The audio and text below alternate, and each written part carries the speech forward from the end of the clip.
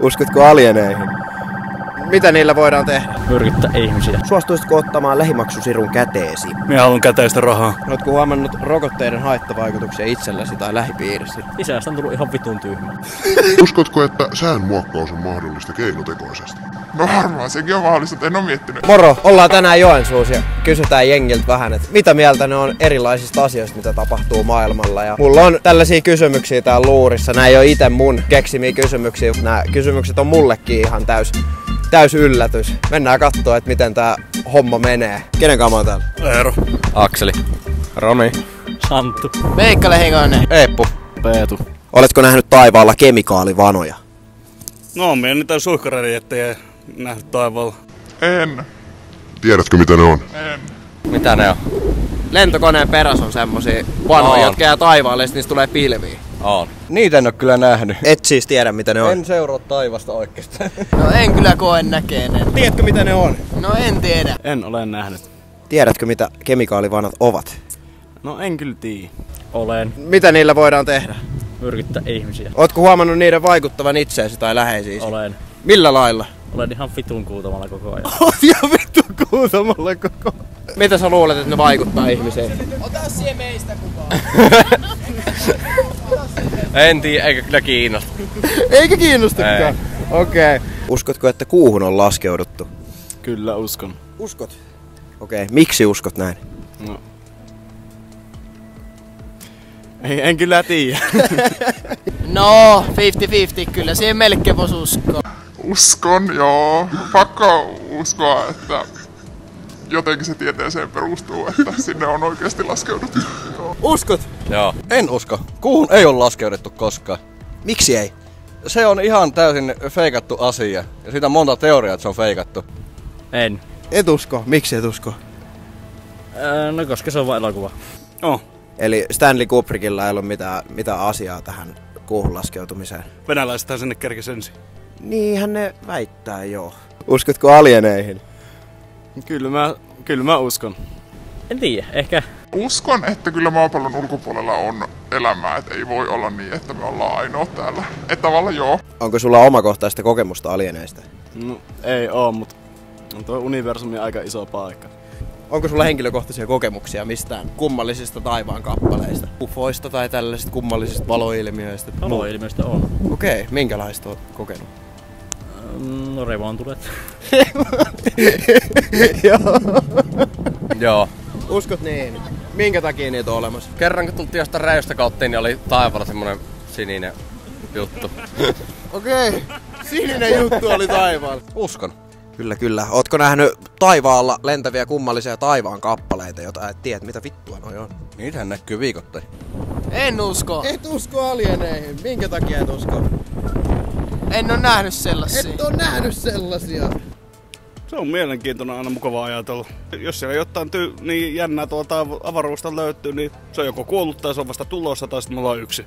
Onko sulla mitään henkilökohtaisia kokemuksia? No, kaveri kertoi semmoisen tarinaa, että olivat olleet tuossa niin saunassa ottamassa olutta ja kahtoneet taivasta ja siellä joku punainen pallo liikkuu taivaalla ja sitten se teki uukkari ja sä katsoit, että aika tuossa satelliitti, mutta ei ollutkaan satelliitti. Mutta sitten se vaan meni varmaan sitten vaan alkoholin puolelle heidän vaimojensa mukaan.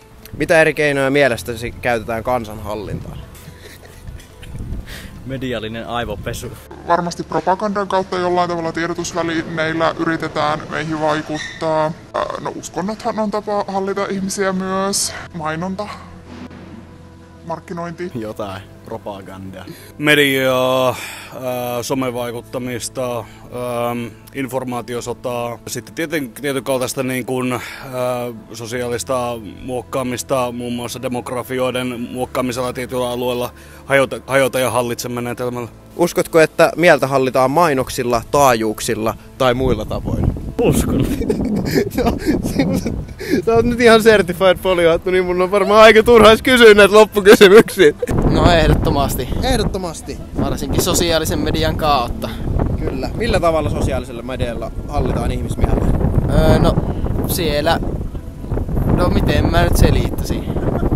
No kyllä sä nyt tiedät. Mainokset on ehkä tällaisia. Mainoksilla ainakin. Kyllä. Uskotko, että medialla hallitaan ihmismieltä? Totta kai sillä. Media hallitsee tätä mitä ne mainostaa ja mitä ne puhuu ja muuta vastaavaa.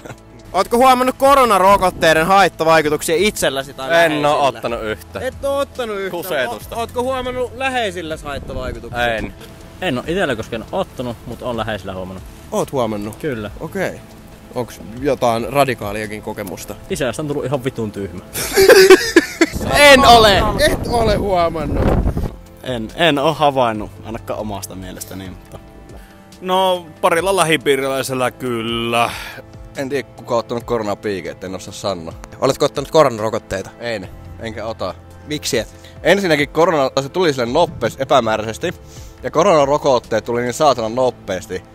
Niitä ei oo kirjannut tutkimaan ollenkaan. Ja ne sanoo, että on luotettavia. Ne ei todellakaan ole. En oikeastaan. Jotkuthan toki puhuu, että sen jälkeen olisi niinku ollut enempi vaikka migreeneitä tai enempi jotain tämmöisiä oireita, mutta sitten taas se on niinku, että onko todella yhteyttä vai ei ole. Onko maapallo pyöreä vai litteä? Pyörä. Pyöreä. Miksi se on pyöreä? Nähnyt kuvista. Kyllä se on pyöreä, koska se on pyöreä. Pyöreä. Perustele. No, tiede on sen aika monta kertaa eri teorialla todennut näin, niin uskon tieteeseen. Pyöreä. Siitä oli tuo niin yksi dokkari, missä niin lättämaa uskojat niin tekivät semmoisen testin, että niillä oli 2 eri pisteessä useamman, oliko niin kilometrin päässä vai mikä se oli, että siinä niin matemaattisesti tulee kaare planeetassa. Että jos kun valo kulkee suoraan, niin että se pitäisi näkyä yhdestä reiästä toisen reijän läpi, mutta se ei näkynytkään se toisen reijän läpi. Se taisi olla jollakin jalkapallokentällä tai jollakin lättäisellä tasolla tehty, mutta se oli tämmönen, mikä olisi tämmönen empiirinen näyttö tässä, mutta tietenkin sitten satelliittikuvat ynnä muuta. Litteä. Miksi? Katsokko, tiedätkö kun aurinkovaloa tulee? Ja tulee tietystä kulmasta. Siinä että se niinku valosysteemit menee silleen, että se ei voi olla silleen pyöreä, tulla silleen pyöreästä kulmasta. Kiinnitätkö huomiota ruoan ainesosan luetteloihin, kun ostat kaupasta ruokaa? Kyllä. No ei kyllä hirveästi kiinnosta. Kyllä mä niitä joskus luen, mutta en mä niitä oikein välitä. No enpä oo silleen niin oo hirveästi kummia, että ostan raaka-aineena, että ei niissä niinku sen kummemmin yleensä ole mitään muuta, paitsi joku marinaadi. Kyllä. Mitä ruoka-aineita välttelet? Ja semmosia, missä on paljon lisäaineita, että pyrin mahdollisimman puhdasta ja semmoista oikeeta ruokaa syömään. Mitä ruoka-aineita välttelet? Kaikkea mahdollista, missä kaikkea paskaa. Ei ne ruokia varsinkin. Uskotko, että hanavesi Suomessa on puhdasta? No ei ihminen pysty ihan täysin puhasta vettä juomaan, itse kuolee, että ei se ihan täysin puhasta ole, mutta se on juomakelpoista. Kyllä koe Suomen hanaveden puhtaaksi. Uskon kyllä, että Suomessa vesi on puhdasta. Kyllä mun mielestä hanavesi on ihan puhasta. Hei se puhasta olekaan. Kaikkien kalkkia siinä on mukana. Kyllä. Jotkut väittää, että olisi fluoridiakin mukana. Tiedätkö mitä fluori on? Tiedän, siellä saattaa olla mukana. Suostuisitko ottamaan lähimaksusirun käteesi? En helvetissä. Minkä takia et? No oon se aika perseestä. En. Miksi? Mä en halua mitään ylimääräistä kehoani. En kyllä tiedä, ehkä. En ehkä. En. Et. Minkä takia? Minä haluan käteistä rahaa. Miksi käteinen on ykkönen? Koska käteinen on rahaa, mitä ei voi pankki viedä minun käestä pois. En vituussa. Miksi et? Kuka vittu haluaa sirun kätteensä? Uskotko, että säätö voidaan muokata keinotekoisesti? No en hirveästi. Et hirveästi. No en usko. No varmaan sekin on mahdollista, että en ole miettinyt. En äkkiseltä en usko. No onhan niitä niinku tuolla Vietnamissa niin amerikkalaiset yritti siitä pilviä, että saatais niin satteita, että aikaa, että katuja saatais poikki, että kommunistit ei pääsisi niin etenemään niin Amerikan linjojen suuntaan. Että se on kyllä joissakin muodoissa niin mahdollista, mutta se ei ole semmoista, että joku menisi nyt ihan niinku tuollaisen niinku trombin jostakin nyt loihtimaan ihan perstaskusta. Käytätkö 5G:tä? En käytä 5G:tä. Kyllä. En käytä 5G:tä tällä hetkellä, ainoastaan kotinetti on 5G:tä hyödyntävä. Kyllä. Tiedätkö 5G-vaikutuksista ihmisiä kohtaan?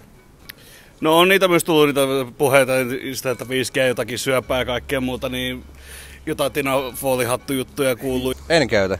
Et käytä. Miksi et käytä? En usko 5G. Et usko. Miksi et usko 5G? Se on 4G vaan mikä toimii. En usko 5G. Oletko huomannut ihmisten terveysongelmien lisääntyneen lähivuosina? Ehkä alkoholismi. Ehkä alkoholismi. Mistä luulet sen johtuvan? Kyllähän ne on lisääntynyt. Mistä se johtuu sun En osaa mielestä? kyllä sanoa, että missä osaa. En osaa sanoa, että missä on lisääntynyt. No ehkä joo, tämmöiset kansantaudit ja sepelvaltimotaudit ja niin kuin, mitä itse omilla elämäntavoilla voi saada aikaan, niin semmoiset on lisääntynyt joo. En ainakaan ole, en mä tiedä.